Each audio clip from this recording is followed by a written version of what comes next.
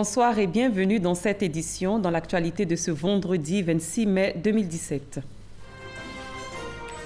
La date du début du jeûne du Ramadan a été dévoilée ce vendredi. La lune a été observée dans les villes de Fresco, Diokoé et d'Anané. Le Ramadan démarre donc demain samedi 27 mai. Dans ce journal, nous entendrons la déclaration du Conseil supérieur des imams. La ville d'Aboville a servi de cadre au lancement des examens à grand tirage session 2017. Plus d'1 million d'élèves prendront part aux examens du CEPE, du BEPC et du BAC. Déjà, les épreuves écrites débutent le 6 juin prochain pour le CEPE. La saison des pluies s'annonce. Pour éviter les drames, le ministère de la Construction appelle les populations à quitter les zones à risque. Des mesures de protection ont été prises par un comité interministériel à la suite des dégâts causés par les pluies diluviennes. Merci d'être avec nous pour ce tour de l'actualité. La date du début du jeûne de Ramadan a été dévoilée ce vendredi. Le croissant lunaire a été observé à Fresco, Diokoé et d'Anané. Le premier jour du mois sacré du jeûne est donc fixé à demain samedi. Je vous propose d'écouter la déclaration du Conseil supérieur des imams. A'udhu billahi minash shaitanir rajim. Bismillahir rahmanir rahim. Wassalatu wassalamu ala ashrafil mursalin. Communiqué. Le Conseil supérieur des imams en Côte d'Ivoire, COSIM, et le Conseil des imams sunnites, CODIS, informent la communauté nationale que le croissant lunaire marquant le début du mois de Ramadan 2017 a été observé dans plusieurs localités de la Côte d'Ivoire, à savoir Fresco, Diokoé, Grand Laou, Guigoulo, Zouanouien, Daloa, etc. Par conséquent, le jeûne du Ramadan en Côte d'Ivoire commencera, Inch'Allah, le samedi 27 mai 2017. Les imams souhaitent bon Ramadan à toutes et à tous. Je vous remercie. Le mois sacré du Ramadan correspond pour les croyants à 4 semaines de jeûne quotidien et de privation. Il est considéré comme le plus important rite de la religion du Coran. Qu'est-ce que le mois du Ramadan? Quel est son sens? Voici l'éclairage d'Ami Sissoko.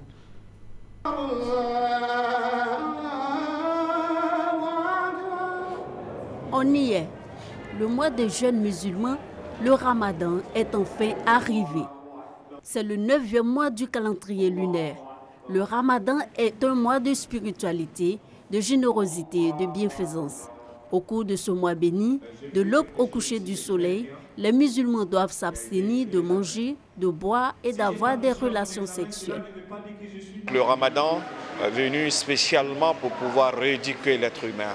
C'est d'être pieux, c'est d'être bien, c'est de craindre Dieu, c'est d'être un être humain rationnel, un être humain conscient, quelqu'un de bon, un bon mari, une bonne femme, un bon collaborateur, un bon voisin.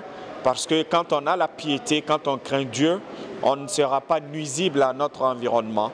Donc voilà l'objectif du mois de Ramadan.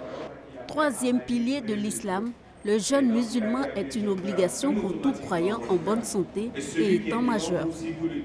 Les personnes qui ne doivent pas jeûner, par exemple, c'est la femme qui est en état de menstru, jusqu'à ce que les menstrues s'arrêtent. Et les femmes qui sont aussi en état de lochi, lorsqu'elles accouchent, jusqu'à ce que le sang de lochi s'arrête. Et les hommes, toute personne qui est en voyage et les gens qui sont aussi malades, donc ceux-là sont exemptés de jeûner. Le Ramadan, c'est aussi le mois de la révélation du Coran au prophète Muhammad.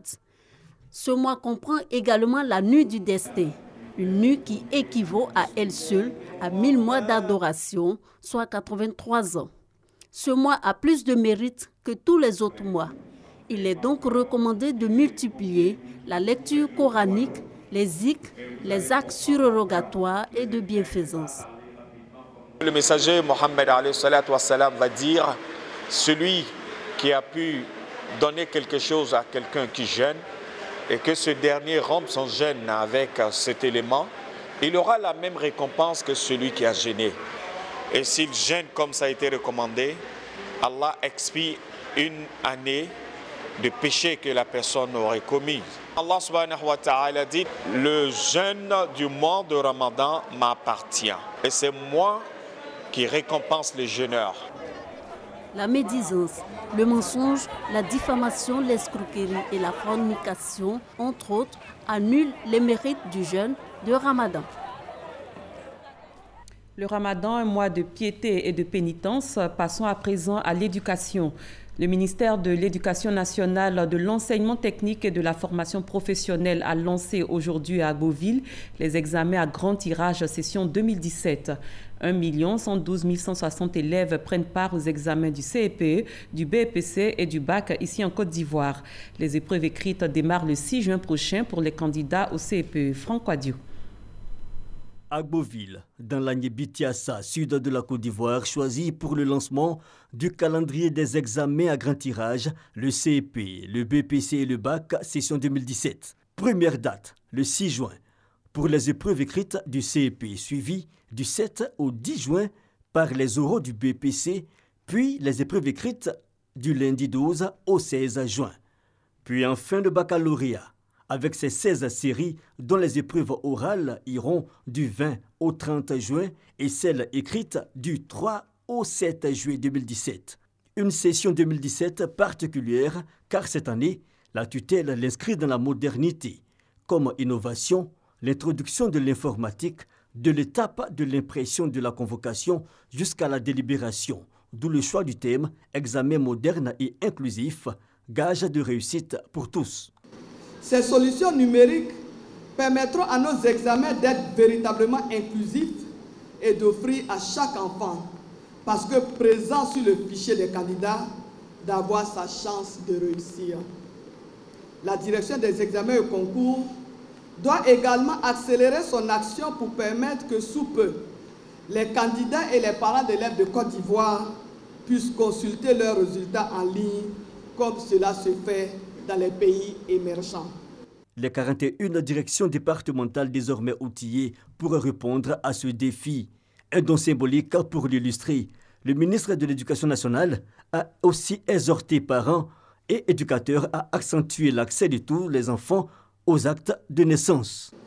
Avec insistance, j'exhorte tous les directeurs régionaux et départementaux, les parents d'élèves, les directeurs d'école, les inspecteurs de l'enseignement préscolaire et primaire, tous les acteurs du système éducatif à s'impliquer corps et âme dans le processus d'établissement de jugements supplétifs et d'extrait d'acte de naissance en cours.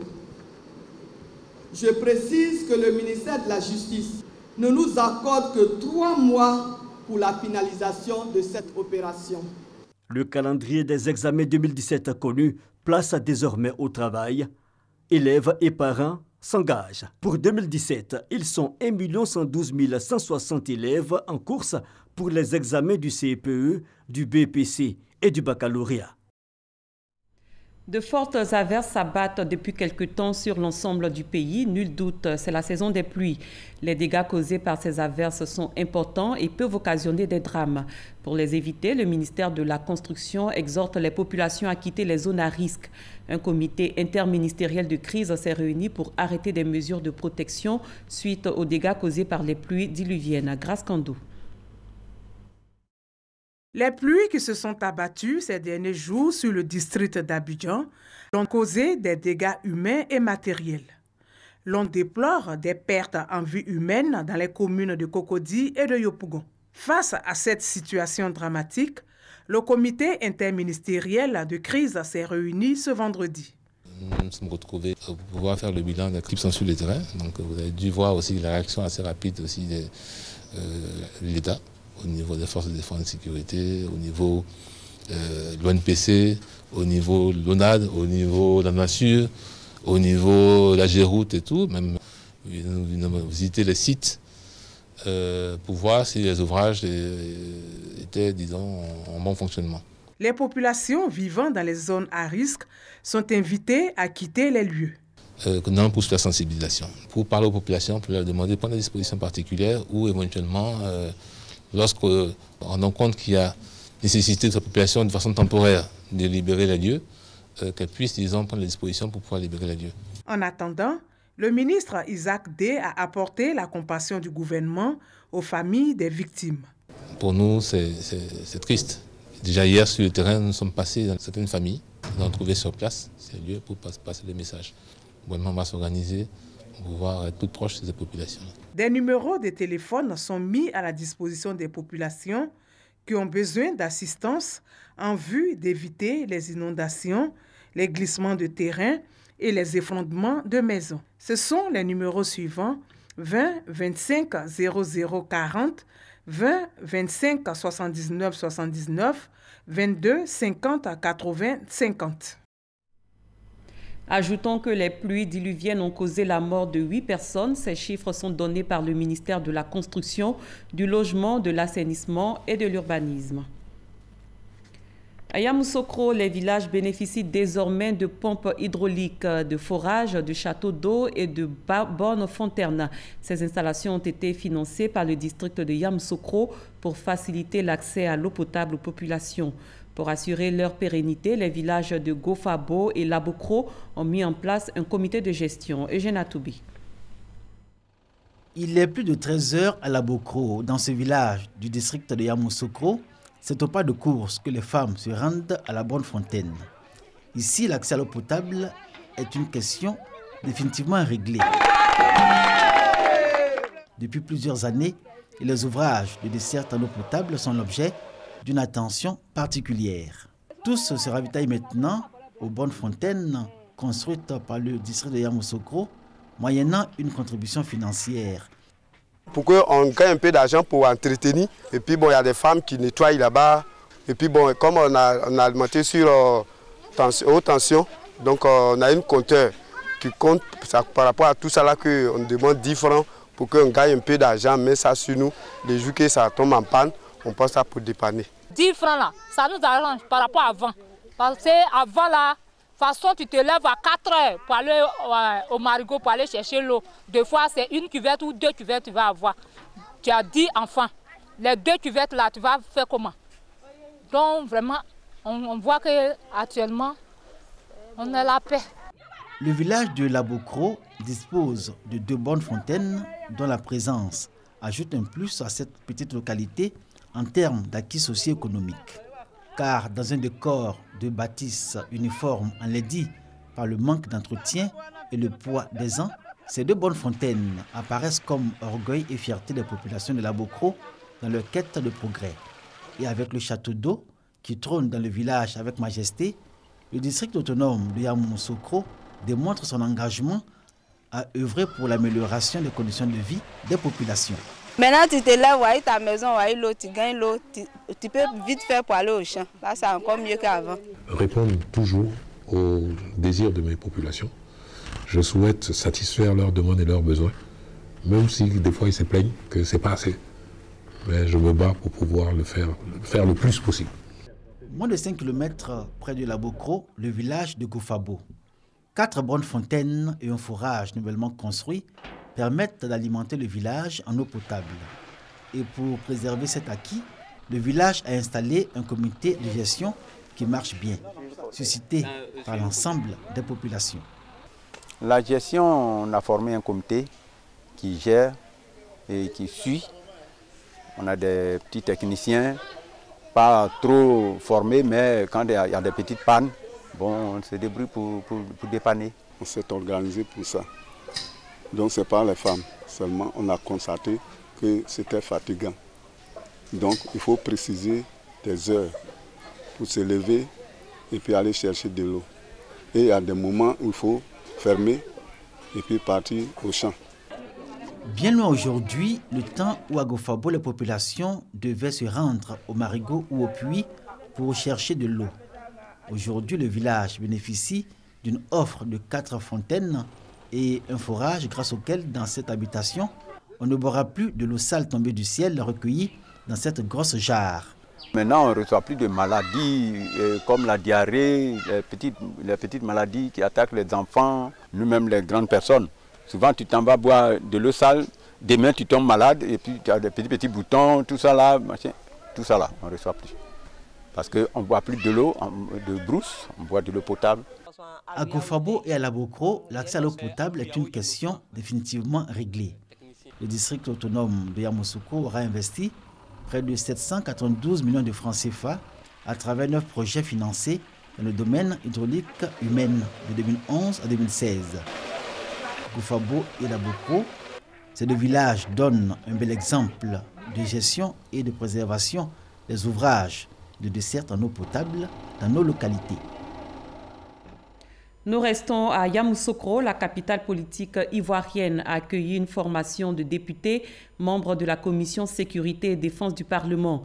Ils ont été instruits sur le contrôle parlementaire du secteur de la sécurité.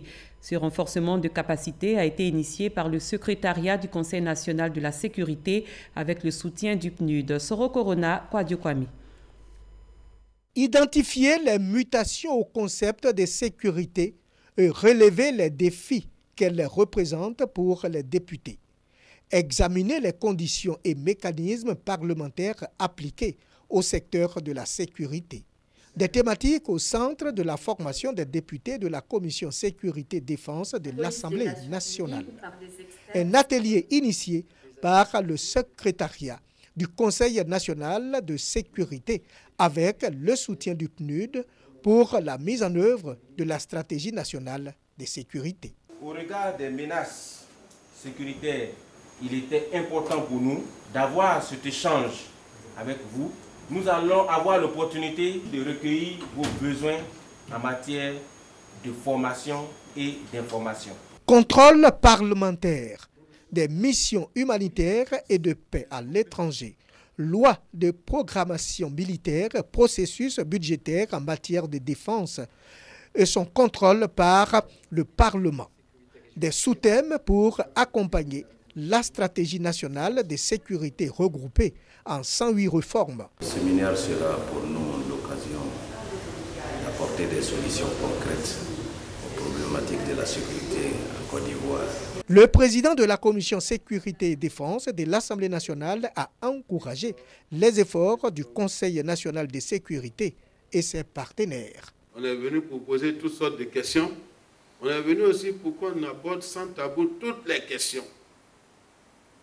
Pour que, au moins, on soit bien outillés demain pour apporter notre contribution aux efforts que le président de la République fait aujourd'hui pour amener la stabilité. 4 jours durant, les députés membres de la Commission sécurité et défense auront les rudiments nécessaires pour comprendre les concepts clés de la réforme du secteur de la sécurité afin de mieux légiférer.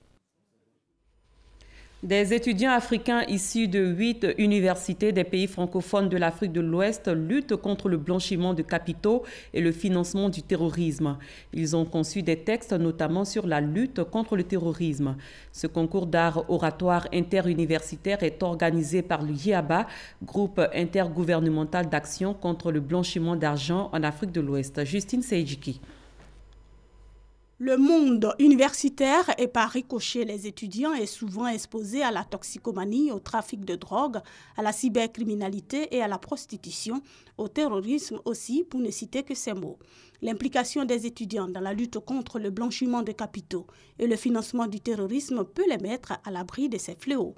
Leur engagement est donc suscité par un concours d'art oratoire interuniversitaire initié par le groupe intergouvernemental d'action contre le blanchiment d'argent en Afrique de l'Ouest, GIABA. Ils feront partie désormais des acteurs clés qui vont nous permettre de cibler les activités à mener dans les États pour que ces activités-là portent leurs fruits. 8 étudiants de 8 universités des pays francophones de l'Afrique de l'Ouest, dont la Côte d'Ivoire, ont fait montre de leur capacité à sensibiliser sur les méfaits de ces deux fléaux à travers des textes bien dits. Chers amis, le blanchiment des capitaux et le financement du terrorisme est un grave fléau qui menace notre société et nous devons faire quelque chose. Ils sont désormais prêts à faire changer les mentalités des jeunes et des populations ouest-africaines en vue de les prémunir contre le blanchiment des capitaux et le financement du terrorisme. Je suis honoré donc de venir représenter mon pays dans ce concours d'art oratoire qui n'est pas un concours où on va choisir un gagnant ou un perdant, mais un concours qui vise comme objectif principal de créer des porte-paroles qui vont retourner dans leur pays afin de transmettre le message à toute la jeunesse de leur pays. Et en ce sens, c'est ma responsabilité et c'est ce que je m'attellerai à faire une fois que je serai rentré. Moi, je suis à Yopougon. Là-bas, il y a beaucoup de jeunes qui ne travaillent pas. Ils sont oisifs. Donc ici, ces jeunes constituent un maillon faible pour les adeptes du blanchiment de capitaux et de financement du terrorisme. Donc je pense que cette sensibilisation du GIAB aujourd'hui tombe bien. Il faut sensibiliser ces jeunesses-là face à ce fléau pour qu'elles ne puissent plus être manipulées. Ce concours d'art oratoire interuniversitaire, qui a sa 2e édition dans les pays francophones de l'Afrique de l'Ouest et à sa 3e édition dans toute l'Afrique de l'Ouest, est remporté par le candidat du Burkina Faso, Stéphane Yves Emar Bationo, suivi de celui du Bénin, et la 3e place revient au Sénégalais Ibrahim Samba Modi Dia. Au chapitre judiciaire, le tribunal d'Abidjan a condamné aujourd'hui à 30 mois de prison, accompagné d'une amende de 100 000 francs CFA, Danon Djedje, Kwa Justin et Daï Nestor. Ils ont été déclarés coupables pour discrédit sur une décision de justice. Cette décision est contestée par la défense. Ahmed Traoré, Herman Guivi. 30 mois de prison ferme et une amende de 100 000 francs CFA. C'est le verdict du procès de Sébastien Danon Djedje, Kwa Justin et Daï Nestor. Un verdict prononcé ce vendredi matin pour un seul chef d'accusation, discrédit sur une décision de justice. Ils ont été déclarés non coupables pour les 2 autres chefs d'accusation, atteinte à l'ordre public et rébellion. Les avocats de la défense ont déroulé leur plaidoirie, mais n'ont pu obtenir gain de cause pour les 3 chefs d'accusation. Par les voix de Maître Blédé Dohora et Rodrigue Dadje, ils entendent faire appel contre la décision du tribunal de première instance du Plateau rendue ce vendredi. Dans la page politique de cette édition, le secrétariat départemental du Rassemblement des Républicains de Katiola remotive les militants. Ces derniers approuvent les actions menées par le gouvernement pour ramener le calme après les derniers soulèvements qu'a connus le pays. Hassan Kane, Kader Sogodogo. L'actualité récente en Côte d'Ivoire a été marquée par le soulèvement des militaires. Une situation au cœur d'une rencontre des militants du Rassemblement des Républicains de la région du Hambol à Katiola. Une initiative du secrétariat départemental de ce parti. Les différents intervenants ont, au cours de la cérémonie, salué l'action gouvernementale pour amener la paix face au soulèvement des militaires. Ils ont également rappelé les efforts consentis par le président de la République, Alassane Ouattara, pour le bien-être de la population, entre autres l'électrification et l'adduction en eau potable de plusieurs zones rurales. Invité spécial de cette rencontre, Khalil Konaté, cadre du parti, a sonné l'heure de la remobilisation des militants du RDR dans le Hambol. La remobilisation est la seule arme qui nous permettra de faire en sorte que le RDR soit celui-là, ce parti-là qui est fort et qui restera fort. Khalil Konaté a offert des motos aux responsables du RDR pour faciliter la mobilité des militants du RDR dans ce département. Une maison de téléphonie mobile a entrepris d'offrir depuis 2015 des maisons digitales aux femmes ivoiriennes. Il s'agit d'espaces de formation aménagés pour initier la gente féminine à plusieurs secteurs d'activité. Le ministère de la Femme, de la Protection de l'Enfant et de la Solidarité s'est impliqué dans ce processus. Il a lancé mercredi dernier ce projet à Bonois. Franck Quadio. Un après-midi ordinaire à Bonois, en pleine région du Sud Comoé. Héloïse est coiffeuse. Pour ses modèles, elle s'inspire souvent de l'outil informatique. On va sur l'ordinateur, on voit les nouvelles coiffures. Donc, quand on regarde, on veut forcément coiffer ça sur notre clientèle, vous voyez. Donc, c'est à cause de ça, souvent, on se rend sur Internet. Mais avec l'ordinateur, la jeune dame pourrait aller bien au-delà et définir mieux sa stratégie commerciale. Non loin d'elle, Dame Cécile, derrière son étal de pagne, a moins de perspectives. Moi, informatique, là, je ne connais pas dedans. Je ne suis pas arrivé au loin. J'étais arrivé en classe de 5e. J'ai arrêté, j'ai appris la dactylographie. Des coiffeuses, des couturières ou même de simples commerçantes, plusieurs femmes, certaines analphabètes, à Bonois désormais, prises en compte à travers le projet Maison Digitale, espace de formation pour femmes entrepreneurs lancé par un opérateur mobile qui a désormais l'appui du ministère de la Femme, de la Protection de l'Enfant et de la Solidarité. Après 9 ouvrages du genre en 2015, le projet 2016-2017 s'ouvre avec Bonois. C'est un projet d'alphabétisation numérique qui concourt fortement à l'autonomisation de la femme. Ce projet novateur se présente comme une opportunité qui contribuera à accroître le taux de fréquentation des classes d'alphabétisation. Il permet de promouvoir l'inclusion numérique et favorise l'insertion socio-professionnelle des femmes. Un tour à l'intérieur de la maison digitale de Beaunois logée au sein de l'IFEF. 200 femmes environ concernées par cette phase pilote ont bénéficié d'une formation en éducation financière, en TIC et en alphabétisation digitale. Maintenant, il faut innover dans le travail que nous faisons. Donc, en vendant en ligne, je peux avoir des connaissances des clients en ligne pour pouvoir vendre. Après la maison digitale de Beaunois, suivront d'autres villes. Prochaine étape à Boisseau, Toumaudi, Bingéville et Port-Boué. C'est parti pour le SILA 2017. Le Salon international du livre d'Abidjan a démarré mercredi dernier au Palais de la Culture de Trècheville. Cette plateforme est dédiée cette année à la famille. C'est l'occasion pour les participants de découvrir de nouvelles œuvres littéraires. Les auteurs ne se font pas prier non plus pour dédicacer leurs différentes œuvres. Serge Colléa. Le livre au cœur de la famille, thème de cette 9e édition du SILA, le Salon international du livre d'Abidjan, sied bien à Tia Touré. Cette amoureuse de la lecture tient à plonger ses 3 gosses dans l'univers magique et vertueux de la littérature. Je souhaiterais surtout que mes enfants fassent de la lecture leur premier amour en fait. Parce que la lecture pour moi c'est tout. Sur le plan spirituel, sur le plan matériel, sur le plan financier, sur le plan professionnel, la lecture m'a beaucoup apporté, continue d'ailleurs de m'apporter. J'ai vu plusieurs livres, plusieurs écrivains, ça me plaît bien. Pour cette 3e journée, les élèves du primaire ainsi que ceux des lycées et collèges se sont passés le mot. Je suis arrivée dans un monde plein de livres. J'ai rencontré dans ma vie un écrivain très gentil. Il nous a fait comprendre ce que c'est de lire. J'ai acheté ce livre, le Saint-Rosaire, parce que j'aime beaucoup prier. Moi, j'ai pu me procurer un livre que je cherchais depuis bien longtemps. Jésus vu par un musulman, Amadou Mpateba. On ne le trouvait pas dans les autres librairies, à part aujourd'hui au Salon du Livre. Accompagnés de leurs encadreurs, les enfants ont montré beaucoup d'intérêt pour les auteurs présents au SILA. Moi, j'ai commencé à lire quand j'étais vraiment, peut-être au CP1, au CP2, quand j'étais très jeune, et j'ai gardé ce goût-là. Donc je pense que le fait de voir tous ces élèves-là qui passent, c'est un bon succès. J'étais très heureux de discuter avec eux parce qu'ils voulaient savoir d'où je tire mon inspiration, qu'est-ce qu'il faut faire pour être un écrivain. Donc je leur ai donné des conseils que j'ai pu. Nous avons été honorés par ces élèves-là qui ont partagé avec nous nos stands, qui ont voulu échanger avec nous, comprendre le contenu de nos œuvres.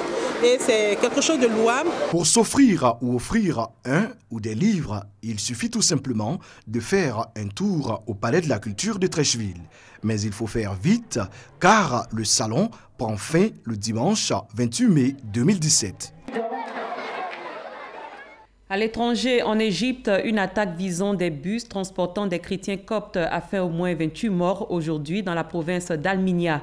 En réaction, les forces égyptiennes ont frappé des camps d'entraînement terroristes en Libye. Herman Guivé. Voici tout ce qui reste de ce bus qui transportait une 50aine de personnes environ. Des vitres pulvérisées par des rafales d'armes automatiques. Une partie du pare-brise avant a volé en éclats sous la puissance de feu des assaillants. Bilan de l'attaque, 28 personnes tuées, dont de nombreux enfants, et 25 autres blessés. Une attaque perpétrée par des hommes encagoulés alors que les passagers de ce bus se rendaient au monastère copte de Saint-Samuel. L'attaque a eu lieu dans la province de Minya, au sud du Caire. Une attaque non encore revendiquée, mais qui intervient alors que la branche de l'organisation djihadiste État islamique mène depuis plusieurs mois une campagne contre la minorité chrétienne copte. Une attaque qui survient 1 mois et demi après des attentats revendiqués par l'État islamique contre 2 églises coptes qui ont fait 45 morts. 2 ans après, le procès de l'attentat de Sousse s'ouvre en Tunisie. 33 personnes au total sont poursuivies, dont 6 membres des forces de sécurité accusés de non-assistance à personne en danger. 38 touristes étrangers ont péri dans cette attaque perpétrée en 2015. Les dirigeants du G7 se sont réunis ce vendredi à Taormine en Italie. Les États-Unis, la Grande-Bretagne, la France, l'Allemagne, le Japon, le Canada et l'Italie ont adopté une déclaration contre le terrorisme, appelant notamment les acteurs de l'Internet à se mobiliser contre les contenus terroristes. En revanche, la lutte contre le réchauffement climatique reste pour le moment dans l'impasse. Les discussions sur la question devraient continuer demain samedi. À présent, cette disparition, le journaliste figure de RFI et France 24, Jean-Karim Fall, est décédé aujourd'hui à l'âge de 59 ans.